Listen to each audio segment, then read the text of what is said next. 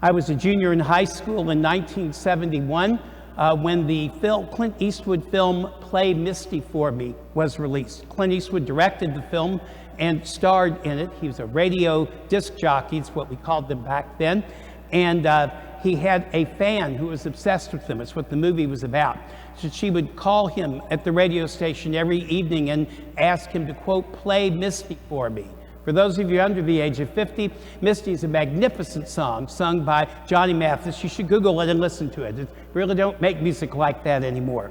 A very beautiful love song, but the whole story is about this rather twisted, obsessed fan. Now, it's not Fatal Attraction. Clint Eastwood doesn't get involved with her, but she's certainly obsessed with him. But he does have his own girlfriend. And there was a love scene in the film where they're together. It's the only time there's really a romantic scene at all, and Clint Eastwood wanted the perfect song for that moment. He was listening to different kinds of music and heard an old tune that had been done by the Kingston Trio and several other jazz combos. Then an unknown to him singer named Roberta Flack had a recording. The song was sung much slower than all the other people who released the song had sung it, and it just captivated him. He asked her for permission to put it in the film. She was unknown at the time, and for $2,000, this song got into the film, where, of course, it got noticed by many people who saw the film, and then a few months later, it was released on Roberta Flack's first album. It was a worldwide smash #1 in many countries, the song she's most remembered for, The First Time Ever I Saw Your Face.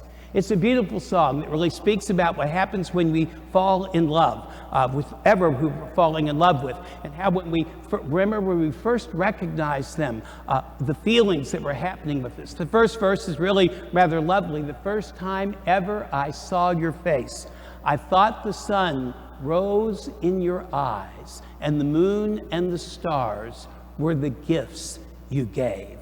The song is really beautiful as it speaks about that idea of facial recognition. And then, I've listened to it on and on over the years, and that's still now the definitive version of the song. Although in my opinion, when George Michael re-released it in 2016, literally singing note for note the way Roberta Flack interpreted him, I will say his version is better, but they're both really quite good. But I didn't really think about that song very much until I was a high school chaplain at St. Xavier. And one of my duties as priest chaplain was to go on the Christian Awakening Retreat. Anyone in Louisville knows that those retreats happening at Catholic schools mean that the students, whether they're juniors or seniors, they were juniors, basically are on a retreat that's mandatory. And their parents write them a letter, which they don't know about. They know they're going to get a letter. They don't know what's in the letter. And the letters are given to them on the day that the priest comes to the retreat. There's a little emotional ceremony after everyone has private time reading their letters, where some of the contents of those letters, if the students choose to do it, are shared with the others and some words about how it made them feel. Then they have confessions afterwards. And all I remember about those is so many people are mad at their parents at that age. Of course, they're juniors and seniors in high school. But there's a memorable moment in all those years of those Christian Awakening retreats. It was a young man who I had known was having great difficulties with his father, typical adolescent father difficulties, but they were rather significant. They were weighing on his mind. They hadn't really had a civil word in years, apparently. But the father wrote the letter that came to the retreat. And it was the way the letter began that so caught my attention. The student actually read it to us. He said to his son, with whom they'd not exchanged kind words in several years, I still remember the first time I saw you on the day you were born. The rest of the letter is simply all about how captivating it is, how hard it is to be a father, how wonderful it is to have a son. It's straight out of Hollywood, really just an absolutely beautiful letter. But I thought about that the first time ever I saw your face. Now, I'm a celibate priest, so I've never had children of my own, but so many have told me that moment where you've been pregnant for up to 9 months, and all you have is whatever I still call them sonograms or ultrasound, whatever it is. The sophisticated technology that we have now, to me it still looks like bad weather radar. I really don't know how somebody really can pick out any image from those, but that's allegedly people say that they can. But even the parents will admit to me, when they see their child, shall I say it, in Technicolor, that is a precious moment. The first time they see the face of a child they've co-created with God. I mean, what a staggering moment that is. And all of that kind of gives us a little entree to this whole idea of facial recognition. The scientists tell us that the way that we basically connect with people is that we recognize their face and then their person. There's a person behind the face. The face has some physical characteristics for the point of description, but really its purpose in the brain isn't that. It's that becomes the principal means of recognizing the person whom you get to know. So facial recognition has always been a powerful part of human development and a way that we navigate and work through the world. So here we are on the Feast of the Epiphany of our Lord. And the Magi have come from far off lands. You know, I probably was reading it at breakneck speed. You know, all that tension at the beginning about the microphone that I had to completely remove all these vestments and get the other microphone, which I don't like, all wired up, ready to go back in while all those readings are going on. It was like just going a mile a minute probably when I read the gospel, but I tried to slow down at least a little bit. The story, almost if you're not careful, sounds like it's happening at once. But if you really pay attention to the details, a long period of time is taking place. The Magi are from far off lands, and no, they're not airplanes or trains or cars. At first century Israel, therefore the travel is slow and laborious, and it's going to take months. And they're following the star, which is not the easiest thing to follow. It's not GPS, you know. And so when they come into Jerusalem, which I've been there, is nowhere really near Bethlehem. It's not immediately around the corner, is what I mean. It's 40 minutes by the bus to get there. So there's going to be this trip to Bethlehem. It's not an easy place to go to. So I'm trying to suggest to you that a period of time takes place over an encounter that sounds like it's all at once. Because in our nativity sets, we have the three wise men with the animals, and Mary, Jesus, and Joseph, and the occasional ox, and God only knows what else, that we put it all kind of in that one thing, and we imagine that one thing happened on that one night, December 25th, and that nothing else happened after that. Well, it doesn't happen that way. The story unfolds over time. So when the Magi, these are kings, dignitaries from foreign countries, arrive at the place where the child is, they recognize him. See, they've been led by angels to be there. They recognize him. In what way do they recognize him? His face? Do you know what the face of Jesus looks like? Nobody knows, and they've never seen him before. So there's a spiritual moment where they recognize they're in the presence of the Messiah, and they prostrate themselves. They lay down on the ground and do him homage. Joseph and Mary, I'm going to remind you, are distinctively middle class, if not even lower than that. They're not educated. They're not persons of influence. They are not the kind of persons that foreign dignitaries would take a long journey and come into their house and lay down on the floor. Kings don't typically do that, as you know. And of course, then there's those impractical gifts. See, we always joke about the gold, frankincense, and myrrh. Well, feel free to give me gold anytime, and I won't accuse you of giving me an impractical gift. But we do know that the gift of gold is done because it's a recognition of the kingship of Jesus, even though it's not obvious. This infant child really is the king that the prophets foretold. The frankincense offers that offering of incense, which is that sense of the presence of Christ and sacredness conveyed by that gift. Myrrh is the most mysterious. It's an anointing oil and a prophecy that when Jesus is about 33 years old, he will be anointed by his mother when his body is laid in the tomb after he's taken down from the cross. So maybe they're not so impractical after all, and they're very prophetic and important to us. The Magi, though, are seeing a face and they're connecting it to a larger story, and all of that is unfolding in their faith. And as a result of that, they see the face of God, they leave, forever changed by the encounter. Herod, who's up to no good, is not able to get to them because an angel intervenes and they leave by another route, make their exit right off the stage. But the powerful encounter that we had before simply shows how amazing it is when we recognize a face and begin to start a relationship.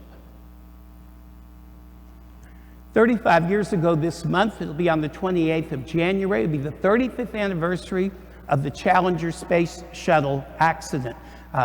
Old enough to remember that. The Challenger carried 7 astronauts on it. One of those was a teacher who'd been selected. The other 6 were professional astronauts. Within a minute of its launch, there was this horrific explosion visible on all the cameras that were showing the launch, and the nation was thrown into complete grief and tragedy. It was just an incredibly awful moment. I still remember it, if I close my eyes, what it looks like, those entrails from that rocket. That evening, the president, was Ronald Reagan, addressed the country, and he knew that he had to say something of gravity that would help us mourn such a profound national loss and recognize the heroism of the men and the women that were on that spaceship, willing to take huge risks in order to advance humankind. And he relied on a poem that was written by an unknown soldier. The soldier was in the RAF, the Royal Air Force, in the Second World War, and he had written a poem called High Command, and it was all about flying and leaving Earth and being up in the air. The young man ends up dying about a few months after the poem was published because he's up in the air on his plane. It's in the middle of World War II, and he was buried with great military honors. There's this gorgeous phrase at the beginning, at the end, that the speechwriter Peggy Noonan put in there for President Reagan's remarks, and I want to share them with you. He talks about how to leave the surly bonds of earth and put out your hand and touch the face of God. It's long been known, all the way back into the Old Testament, that to see the face of God, to come in Him while we are living, is certain death. It happens so many times in the Old Testament where people fear for that when that's really happening. And so the notion is that we will not see the face of God until we die, which is a moment most of us have at least some pretty understandable anxiety about. But the poem, High Flight, really does, it's High Flight, not High Command, really does inspire this idea of leaving the surly bonds of earth to do something more exultant, which is to be up in the heavens. The heavens being, of course, the heavens we're speaking of, like that magnificent dome that's simply above us. And the human urging is to one day finally put out their hand and touch the face of God.